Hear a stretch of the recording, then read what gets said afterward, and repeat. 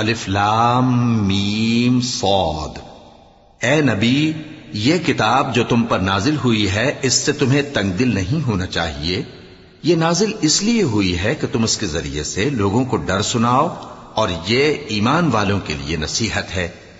لوگوں، جو کتاب تم پر تمہارے پروردگار کے ہاں سے نازل ہوئی ہے اس کی پیروی کرو، اور اس کے سوا اور رفیقوں کی پیروی نہ کرو، اور تم کم ہی نصیحت قبول کرتے ہو۔ اور کتنی ہی بستیاں ہیں کہ ہم نے تباہ کر ڈالی، جن پر ہمارا عذاب یا تو رات میں آتا تھا جبکہ وہ سوتے تھے، یا دن کو جب وہ قیلولہ یعنی دوپہر کو آرام کرتے تھے، تو جس وقت ان پر عذاب آتا تھا ان کے منہ سے یہی نکلتا تھا کہ ہائے، ہم اپنے اوپر ظلم کرتے رہے۔ تو جن لوگوں کی طرف پیغمبر بھیجے گئے ہم ان سے بھی پرسش کریں گے اور پیغمبروں سے بھی پوچھیں گے، پھر اپنے علم سے ان کے حالات بیان کریں گے، اور ہم کہیں غائب تو نہیں تھے۔